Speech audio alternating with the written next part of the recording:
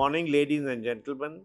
I am your host today, Major General Jagatbir Singh, retired, and I welcome you on behalf of the USI to Global Heat Map 10. Uh, this week, there have been multiple events that have taken place, but I'm just going to highlight three of them. The first being the talks with our Defense Minister, Shri Rajnath Singh, with his Chinese counterpart on the sidelines of the ASEAN Defense Ministers' Conclave in Laos, which took place on the 20th. The second issue is the ICC charges which have been levied against Prime Minister Benjamin Netanyahu of Israel, as well as the former Defense Minister Gallant, as well as a Hamas leader, Mohammed Daif. And the third issue I'm going to discuss to you is what everybody is talking about today, is the escalation that we are seeing in the Ukrainian conflict as a result of President Biden authorizing the use of United States weapons to be fired, that is, missiles to be fired on Russian territory. And as a result of that, Russia has come out with its new nuclear doctrine. So these are the three issues I'll be discussing today. The first issue is fallout of the Galwan crisis that took place in 2020.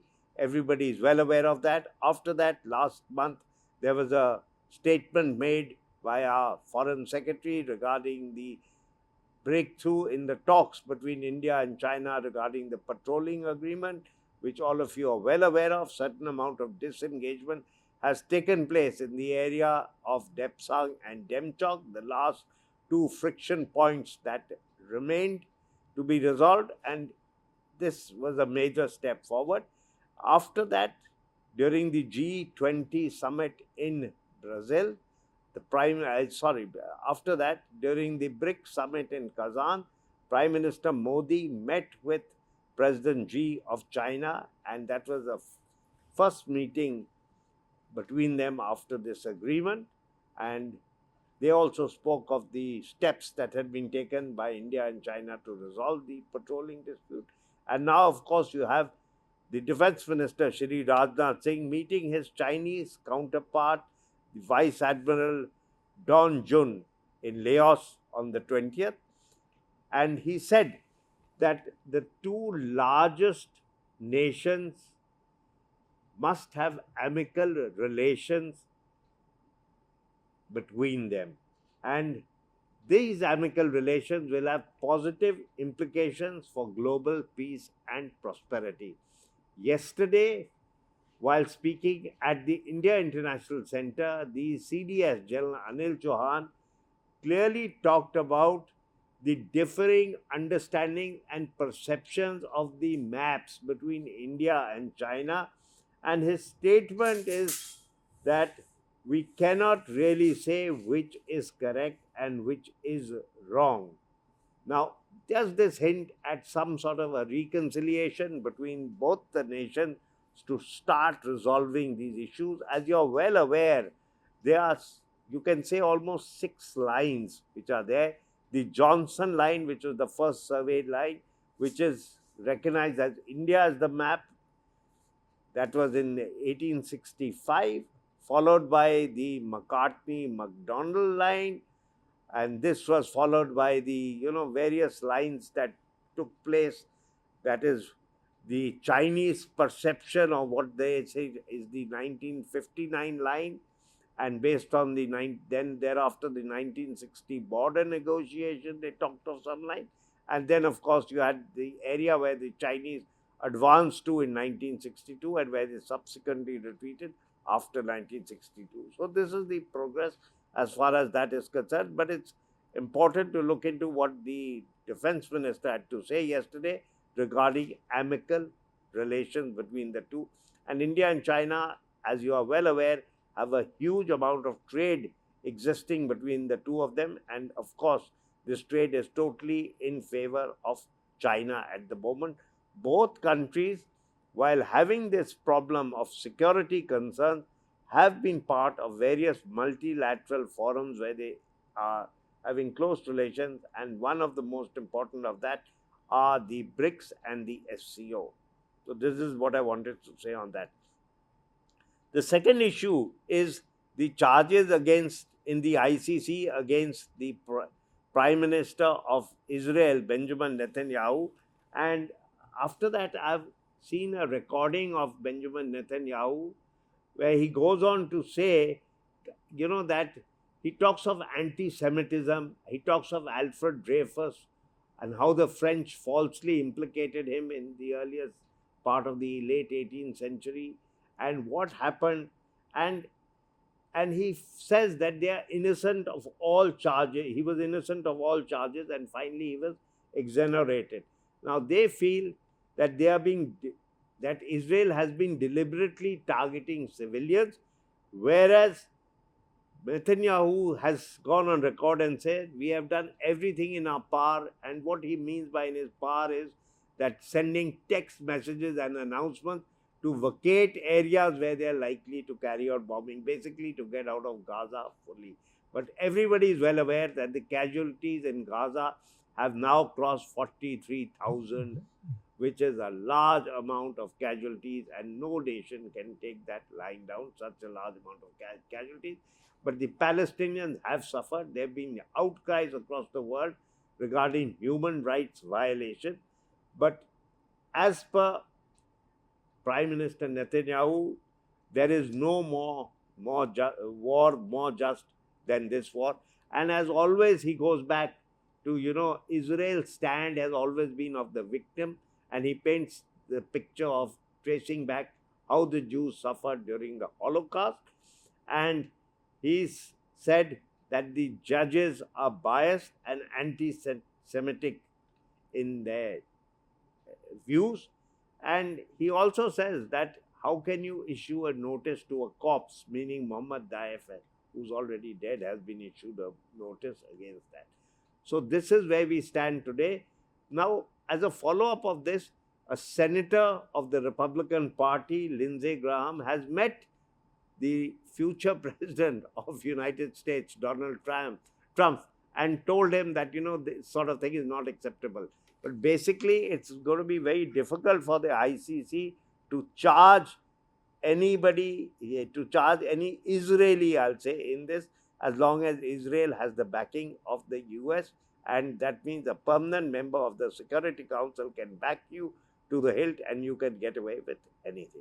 Now, the third issue is even more complicated.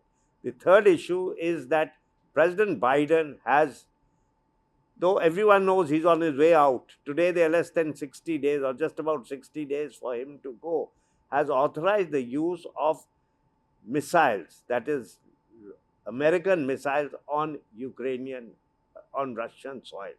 Now, earlier these missiles, which are at ATACMS missiles, were used. They were first used in 1991 in Desert Storm. They were thereafter used in Iraqi Freedom. There were 450 of them were used. And they were also used in Ukraine to bomb Russian targets, but those were Russian targets which were put in Ukrainian territory, meaning in Crimea and in parts of Donetsk. Now, America has gone a step forward, and what the papers say, and everybody says, that they've allowed them to use these weapons on Russian soil. But there's a caveat to it. They have not allowed these weapons to be used across the entire frontage with Ukraine, but only across a small area, which is where the incursion has taken place in Kursk. So, 1,000 days of war, and you have when everybody was looking for de-escalation, you have a sudden escalation in the form of this. And as a result, they fired 6 such missiles.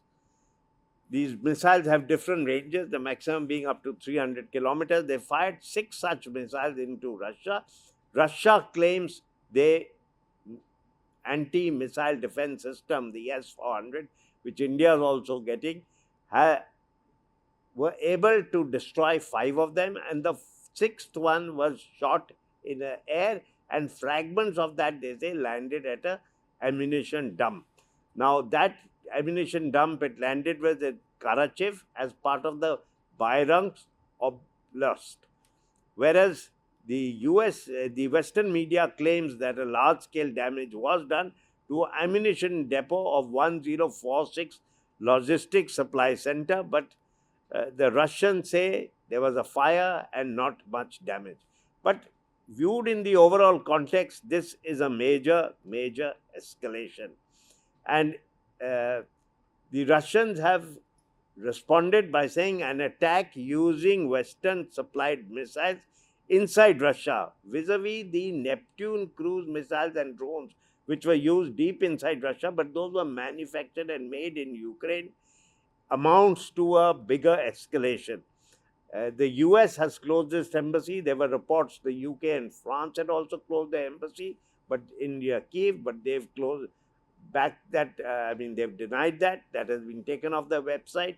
There were also reports that Spain and Greece were also closing the embassy, but Spain has said they're no longer closing the embassy. Now, as a result of this, what has happened is that the Russians feel this is a threat to Russian sovereignty.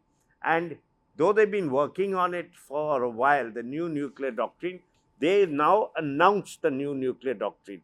Now, earlier, nuclear weapons were not to be used preemptively, and there was only to be used when there was a threat to the Russian state. But now with the new nuclear doctrine, they've notched up the escalatory ladder of the nuclear threshold several notches.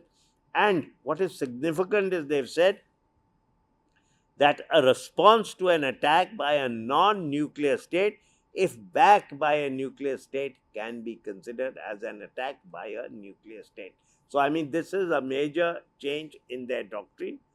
So, the nuclear threshold has been lowered, and now there's been heightened activity for nuclear safeguards by issuing masks and all in countries of Scandinavia, such as Norway, Finland, and others.